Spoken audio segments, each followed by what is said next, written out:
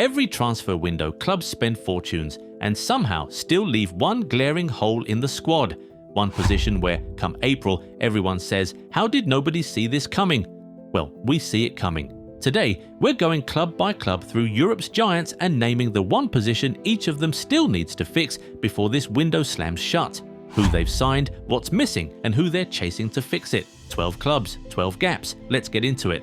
We start at the Bernabéu because Real Madrid have rebuilt everything except the one position that matters most, defensive midfield. And yes, we dare to say it. The players they have there are simply not good enough for Real Madrid. Look at Mourinho's shopping spree. Yan Diomande for a fee reported north of 120 million, Marc Cucurella for 55 million, Ibrahima Konate and Bernardo Silva on free transfer, Denzel Dumfries for a 20 million release clause, 5 signings and still nobody to sit in front of that defence. Their answer, the biggest one possible, Rodri. The World Cup Golden Ball winner has agreed personal terms, told friends he wants Madrid for footballing and family reasons, and is even willing to take a pay cut. The only gap is between City's 80 million demand and Madrid's 60. And the fresh twist is PSG phoning City directly to ask about hijacking the whole thing. Until that ink dries, Madrid's spine is incomplete. Over at Barcelona, the hole is even more obvious. They need a striker because they don't have one. Robert Lewandowski is gone, presented at Chicago Fire saying he couldn't imagine playing for another European club. Anthony Gordon arrived for 69 million, but he's a winger, not a 9. And Barca have made their choice. It's Julian Alvarez or nobody. A bid of around 100 million euros sits on Atletico's table, and Laporta has gone public with a warning. That offer will stand from our end, but it won't remain forever. Alvarez wants the move.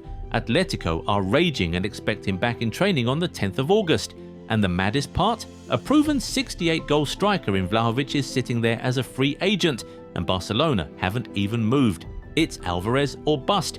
Now to the champions of England. Arsenal won their first league title in 22 years, and their one need is central midfield because Declan Rice is running on fumes. Rice played over 4,456 minutes last season and looked absolutely shattered by the time the World Cup came around. Arteta's answer is the biggest domestic saga of the summer, Bruno Guimaraes, bids of 55 and 65 million rejected, a 70 million offer knocked back. Personal terms agreed weeks ago on a contract to 2031, with Bruno telling Newcastle he wants London. And in the last 48 hours, L'Equipe report the breakthrough, an agreement in principle at around £77 million, with the deal in its final stages. If it completes, the champions get exactly what they needed. If it collapses, Rice runs himself into the ground again. Their rivals down the M6 have a bigger emergency. Manchester United desperately need a ball-winning midfielder. Casemiro left on a free, then Manuel Ugarte was stretchered off at the World Cup with a suspected ACL tear, 9 to 12 months gone. Tielemans and Andre Santos arrived for a combined 85 million, but neither is a destroyer.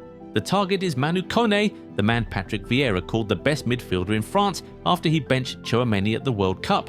Personal terms are agreed in principle, and yet no bid. Roma were under UEFA pressure to sell by the end of July. Saudi club Al Ahly made direct contact. Every day United waits, the risk grows that someone else solves their problem for them. At Anfield, Liverpool's need is written in neon, a right wing. Mohamed Salah and his 22 goal involvements walked out the door for free. Victor Munoz arrived via that Newcastle hijack, but Iraola said it himself in pre-season. We definitely need to sign a winger. And their window has been brutal. A £100 million package for Diomande was rejected before he chose Madrid, and an approach for Magnus Akliouche was knocked back with the player set on PSG. That leaves the big one, Bradley Barcola. PSG has slapped a €150 million price on him, and ESPN reports the clubs are set to open talks. Replacing the Egyptian king was never going to be cheap. Right now, it's not happening at all. Manchester City's gap is the same position, a winger. Savinho is halfway out the door to Tottenham. Marmoush flopped at the World Cup and is now an Atletico target, with Maresca reportedly open to selling at 60 million. They lost the Rodgers race to Chelsea. Jeremy Monga is one for the future, not for Tuesday nights in the Champions League. So the verified shortlist now reads Pedro Neto, added by Maresca on the strength of their Chelsea relationship, and Whisper It, a reaffirmed interest in Vinicius Jr. amid his Madrid contract standoff. City spent 116 million on Elliot Anderson. The wide positions got nothing. That's the imbalance. In London, Chelsea's problem wears gloves. They need a goalkeeper. Robert Sanchez has led the Premier League's error charts, the most mistakes leading directly to goals, with howlers against Arsenal, Everton, even Wrexham.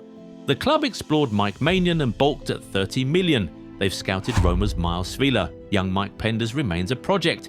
And what did they actually spend on? 117 million for Morgan Rogers and a raid for Granit Xhaka. Xabi Alonso is building something exciting on a foundation of sand. Every title challenge Chelsea imagine dies the moment Sanchez fumbles another cross in a big game.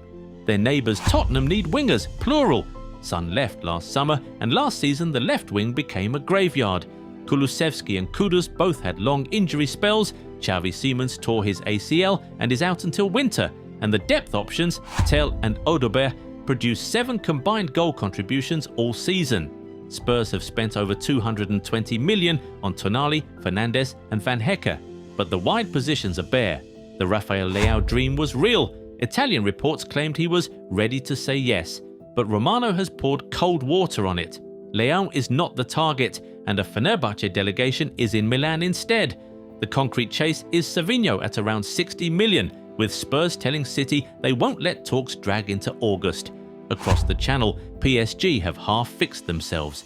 The left back is done. Lucas Digne signed for a 10 million release clause on a 3-year deal.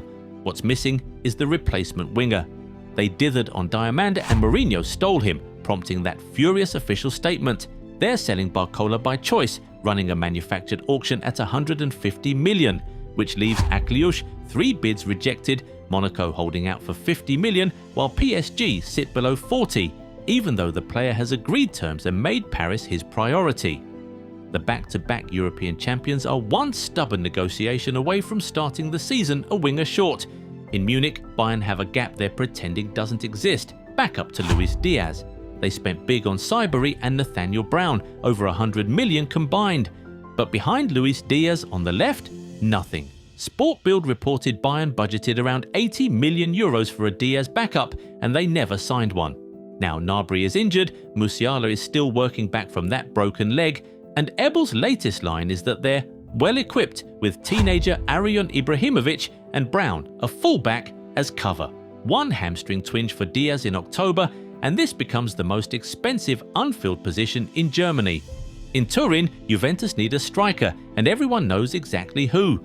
They let Vlahovic walk for free rather than pay his 12 million salary, and replaced him with nobody. The man they want is Randall Kolo Muani, who gave them 10 goal contributions in 19 games on loan and is publicly pushing to return. Their own CEO confirmed it. The problem is money. PSG want 40 to 45 million, Juve can't get past 40, and while the deadlock drags on, Tottenham United and Newcastle all monitor from the shadows. A club with no striker, a striker who wants to come, and a €5 million gap. Football can be a silly business. And we finish at Inter, where the need is the whole defence. Dumfries left for Madrid via a 20 million clause. De Vrij is gone to Greece. The back line was already the oldest in the Champions League places.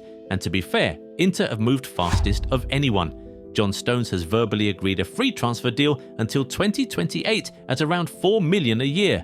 Medical booked, beating Juventus, Chelsea and Arsenal to a 6-time Premier League winner. And they're not done. Spurs captain Christian Romero remains Chivu's top defensive target at 50 million, with the deal potentially hinging on Pavard's exit.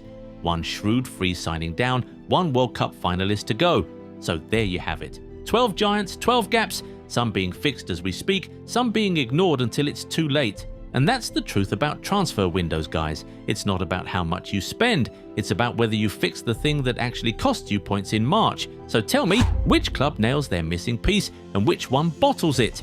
And what position does your club still need? Drop it in the comments, smash that like button, hit subscribe and ring the bell so you never miss a video. Catch you in the next one.